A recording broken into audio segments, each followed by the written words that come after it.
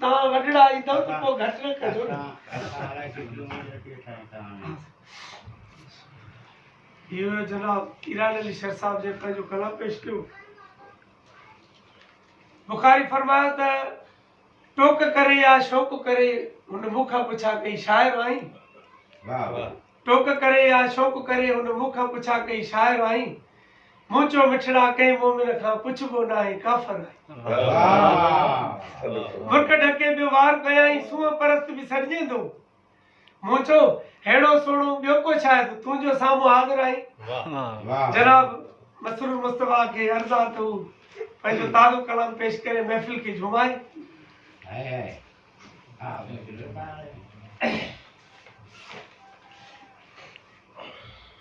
नज़ीर साईं सागर साईं ॾिनी तरह इश्क चयो रोअण त छा आहुन भरने जिया मन।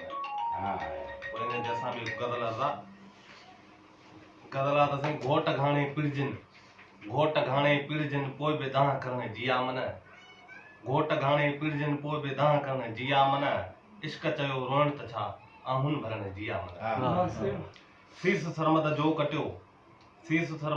कटियो दार ते हो मंसूर चढ़ियो। सूरमी चयो सीर मां वापस भरने जिया मन। इश्क चयो रोअण त छा आहुन भरने जिया मन। शाह इनायत जो कटे सिर खयूं नोक ते। शाह इनायत जो कटे सिर खयूं नोक ते। हक जो होको हक थियो हक खां फिरण जिया मन। इश्क चयो रोअण त छा आहुन भरने जिया मन। थी सती सोरठ मुई वर पुॼाणा वाह जो। थी सती सोरठ मुई वर पुॼाणा वाह जो। केस हो मजनू थियो पर मवाली थियण जिया मन। इश्क चयो रोअण त छा आहुन भरने जिया मन। इश्क आदत नाहे पर आ इबादत आशिकी। इश्क आदत नाहे पर आ इबादत आशिकी। इश्क आ तस्वीर सां मुसवर छॾण जिया मन। इश्क चयो रोअण त छा आहुन भरने जिया मन। आ मिठा महबूब तूं नींह नातो याद कर। आ मिठा महबूब तूं नींह नातो याद कर। दिल जे अवध दिल ॾेई वापस वठण जिया मन। इश्क चयो रोअण त छा आहुन भरने जिया मन। सिर ॼण सां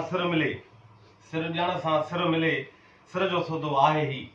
सिर ॼण सां सिर मिले सिर जो सौदो आहे ही। ॾुख सुखनि जी सूंह आहिनि ॾुखनि खां ॾरण जिया मन। इश्क चयो रोअण त छा आहुन भरने जिया मन।